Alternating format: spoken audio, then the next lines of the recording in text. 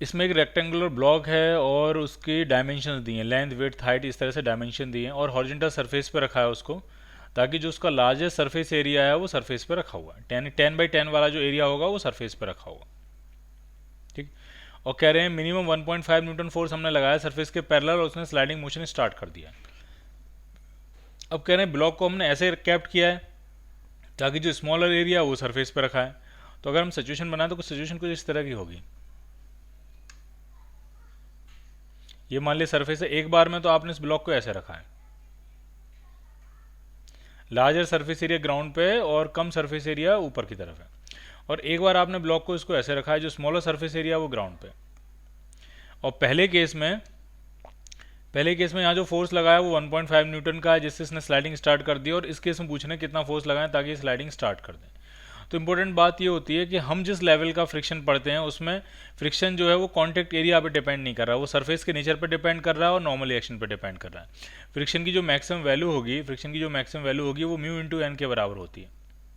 इसमें area of contact का जो एरिया है वो कहीं नहीं आ रहा है, तो इसका मतलब दोनों केसेस में फ्रिक्शन की मैक्सिमम वैल्यू बराबर होगी।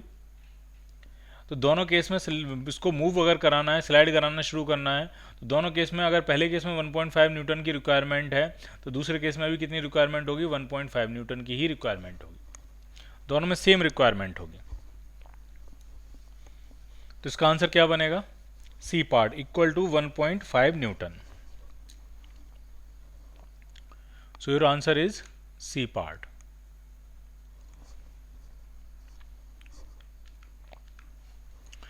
अगले क्वेश्चन में कह रहे हैं एक बॉडी है 2 kg की, उसको हॉरिजॉन्टल सरफेस पे हमने रखा है और कोफिशिएंट ऑफ फ्रिक्शन जो है वो 0.3 है, और 5 न्यूटन अप्लाई किया हमने बॉडी पे फोर्स।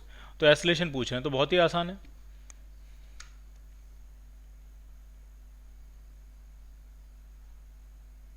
इस पर जो अप्लाइड फोर्स है वो 5 न्यूटन है, जो अप्लाइड फोर्स है ये है 5 न्यूटन। और हम ये देखेंगे फ्रिक्शन फोर्स कितना लगेगा, मैक्सिमम फ्रिक्शन फोर्स कितना लगेगा, अपोजिंग फ्रिक्शन फोर्स कितना लगेगा। तो फ्रिक्शन की जो मैक्सिमम वैल्यू होती है वो म्यू इंटू एन होती है, म्यू दिया है आपको 0.3, और इस केस में जो नॉर्मल रिएक्शन होता है हॉरिजॉन्टल सरफेस वाले केस में वो एम के बराबर होता है। तो एम कितना है 2 और जी की वैल्यू है 10। तो ये 6 न्यूटन का फ्रिक्शन फोर्स आया maximum. Maximum friction force 6 Newton है आपके पास अवेलेबल, और अप्लाइड फोर्स सिर्फ 5 न्यूटन है, तो इसका मतलब तो फ्रिक्शन इसको चलने नहीं देगा, फ्रिक्शन तो इसको रोक लेगा, रोकने में सक्सेसफुल हो जाएगा। तो इसका जो एक्सेलरेशन आएगा वो 0 आएगा, 0 मीटर पर सेकेंड स्क्वायर। ठीक। तो फ्रिक्शन कितना लगेगा, क्या फ्रिक्शन 6 न्यूटन लगेगा, नहीं। फ्रिक्शन के साथ खास बात ये सेल्फ एडजस्टिंग फोर्स होता है, जितनी रिक्वायरमेंट होती है उतना ही लगता है। तो 5 न्यूटन अगर फोर्स है तो 5 न्यूटन की ही रिक्वायरमेंट है, तो फ्रिक्शन जो है वो बैक में 5 न्यूटन ही लगेगा। ठीक है। तो अगर इसमें पूछा जाता है इसमें फ्रिक्शन कितना लगेगा, तो फ्रिक्शन इसमें 5 न्यूटन के बराबर लगेगा। और एक्सेलरेशन कितना होगा, तो एक्सेलरेशन होगा 0। सो your answer is a part.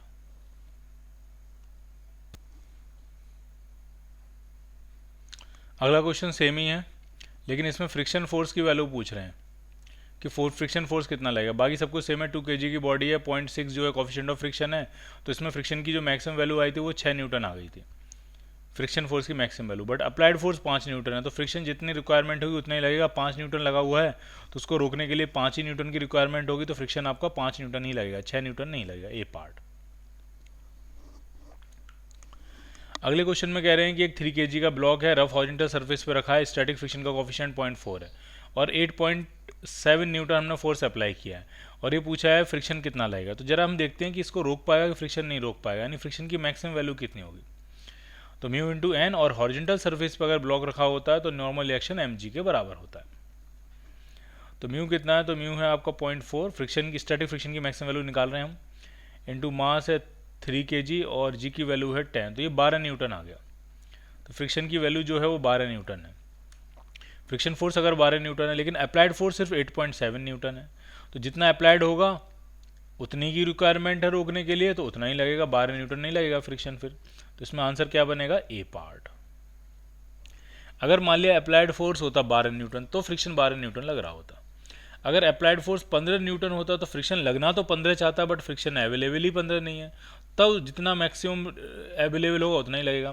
तो अगर अप्लाइड फोर्स आपका 15 न्यूटन है तो फ्रिक्शन सिर्फ 12 ही न्यूटन लगेगा।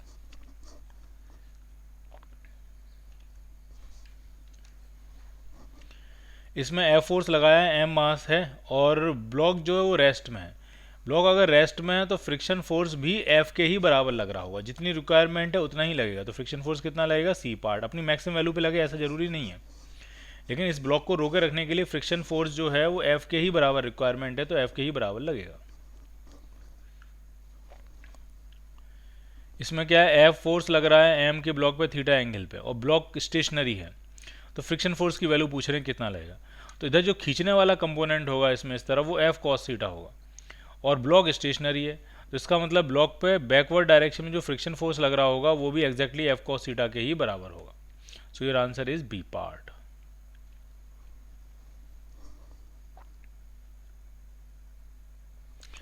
अब ये जो 122 क्वेश्चन है ये भी इसी का पार्ट है, ठीक है, 20 और 21 का ही एक्सटेंशन है। इसमें पूछ रहे हैं मिनिमम कितना फोर्स हम लगाएं, म्यू की वैल्यू हाफ दिए, मिनिमम कितना फोर्स लगाएं ताकि वो चल दे, ठीक है। तो मिनिमम फोर्स हॉरिजॉन्टल नहीं लगाएंगे, किसी एंगल पे लगाएंगे। उसका फ़ायदा ये होगा कि इस फोर्स का जो एफ कॉस थीटा कंपोनेंट होगा ये नॉर्मल रिएक्शन को कम करेगा, और नॉर्मल रिएक्शन कम हो जाएगा तो फ्रिक्शन भी कम हो जाएगा। एफ कॉस थीटा नहीं, एफ साइन थीटा। एफ का ये जो वर्टिकल कंपोनेंट है एफ साइन थीटा, ये किसको कम करेगा, नॉर्मल रिएक्शन को कम करेगा, और नॉर्मल रिएक्शन कम होगा तो फ्रिक्शन भी कम होगा, फ्रिक्शन कम होगा तो एफ कॉस थीटा उसको आराम से खींच लेगा। तो मिनिमम वैल्यू के लिए किसी एंगल पे लगाना पड़ेगा हमको, ठीक है। तो इसकी इक्वेशंस बनाएंगे, आराम से समझना आप।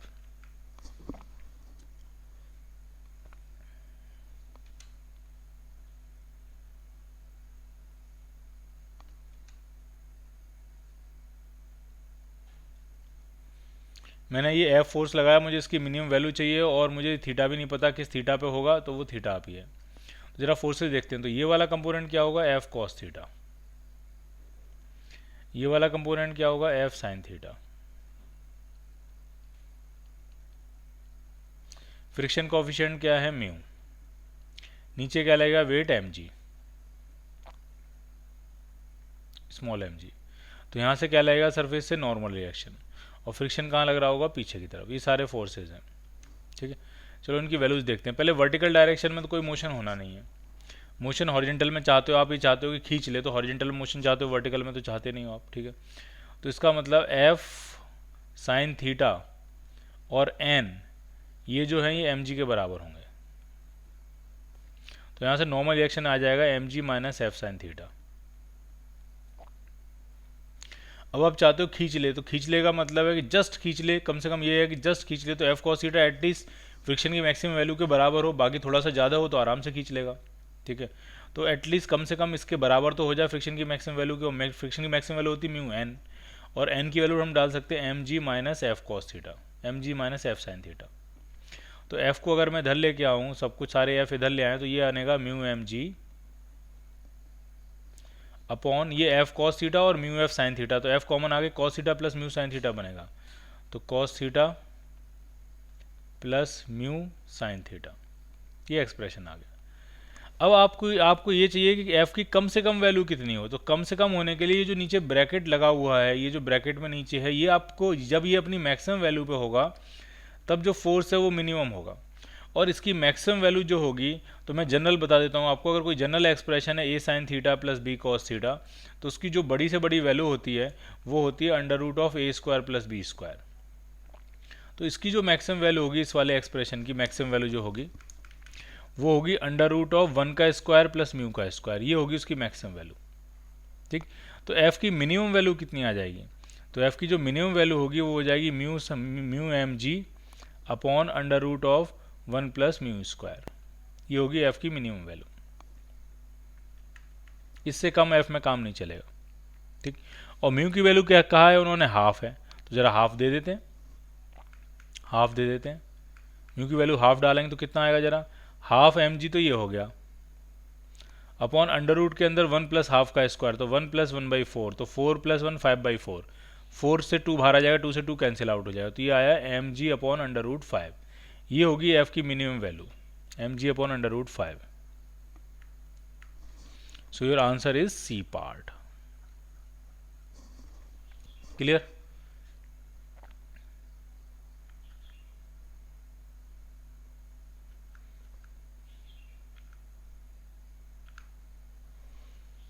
ठीक है, अगला क्वेश्चन देखते हैं। अगले क्वेश्चन में एक एम मास का ब्लॉक है, एक रस्सी से बांध के रखा है, कोई टेंशन नहीं। कोफिशिएंट ऑफ फ्रिक्शन कितना है, तो coefficient of friction of between block and surface is M, M नहीं म्यू है, सही कर लो इसको, यहाँ होगा mu, is mu. Then the frictional force between the block and the surface, तो ब्लॉक और सरफेस में फ्रिक्शन फोर्स, तो जब इस ब्लॉक के कहीं जाने की टेंडेंसी नहीं है, कहीं मूव करने की टेंडेंसी नहीं है, किसी रिलेटिव मोशन की टेंडेंसी नहीं है, तो फ्रिक्शन फोर्स क्यों लगेगा? फ्रिक्शन फोर्स तब लगता है जब रिलेटिव मोशन की टेंडेंसी हो या फिर रिलेटिव मोशन एक्चुअल में हो रहा हो। जब तक टेंडेंसी होती है तब तक स्टैटिक फ्रिक्शन फोर्स लगता है, और जब एक्चुअल में होने लगता है तब काइनेटिक फ्रिक्शन फोर्स लगता है। तो यहाँ तो किसी तरह की कोई टेंडेंसी वगैरह कुछ भी नहीं, तो फ्रिक्शन फोर्स नहीं लगेगा और फ्रिक्शन फोर्स की वैल्यू होगी 0, ये पार्ट। ठीक, अब दूसरे क्वेश्चन में क्या कह रहे हैं कि इसमें हमने एक हॉरिजॉन्टल फोर्स लगा दिया म्यू एम जी बाई 2, ठीक है, और ब्लॉक स्टेशनरी है, तो रस्सी का टेंशन पूछ रहे हैं।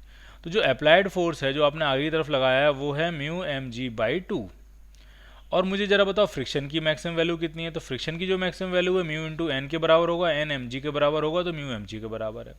तो ये जो आपका अप्लाइड फोर्स है इसको तो फ्रिक्शन ही बैलेंस करेगा, टेंशन की तो जरूरत ही नहीं आएगी।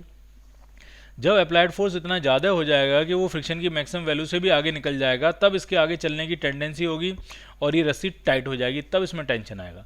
जब तक इस फोर्स को फ्रिक्शन ही बैलेंस कर लेगा तब तक कोई टेंशन नहीं आएगा, यानी टेंशन की वैल्यू इसमें होगी 0, 0। ठीक, इसमें कह रहे हैं एक बॉडी है 2 kg की, उसको हॉरिजॉन्टल सरफेस पे रखा है और काइनेटिक फ्रिक्शन इतना है, स्टैटिक फ्रिक्शन इतना है, और अप्लाइड फोर्स 2.5 न्यूटन है। तो पूछ रहे हैं फ्रिक्शन फोर्स कितना एक्ट करेगा। तो पहले हमें देखना पड़ेगा कि ये चलेगी बॉडी की नहीं चलेगी। अगर नहीं चलेगी तो स्टैटिक फ्रिक्शन लग रहा होगा, और स्टैटिक फ्रिक्शन उतना लगता है जितनी रिक्वायरमेंट होती है, और अगर चल देगी तो फिर काइनेटिक फ्रिक्शन ही लगेगा। ठीक है, तो इसमें आगे की तरफ अप्लाइड फोर्स जो है वो आपका 2.5 न्यूटन है। तो जरा हम स्टैटिक की मैक्सिमम वैल्यू निकालने जा रहे हैं, स्टैटिक फ्रिक्शन की maximum value, limiting friction, mu S use करेंगे into normal reaction N. Mu S कितना है, तो म्यू एस है 0.5, नॉर्मल रिएक्शन कितना होगा, तो नॉर्मल रिएक्शन होगा एम जी, तो ये तो 10 न्यूटन आ गया। और 10 न्यूटन का मतलब ये है कि अप्लाइड फोर्स सिर्फ 2.5 न्यूटन और मैक्सिमम वैल्यू 10 न्यूटन। इसका मतलब ये नहीं चलेगा, ये रेस्ट में रहेगा, और पीछे जो फ्रिक्शन लगेगा वो स्टैटिक फ्रिक्शन होगा, और स्टैटिक फ्रिक्शन जितनी रिक्वायरमेंट होती है उतना ही लगता है। अगर 2.5 की रिक्वायरमेंट है तो 2.5 न्यूटन ही लगेगा, तो ये लगेगा फ्रिक्शन फोर्स।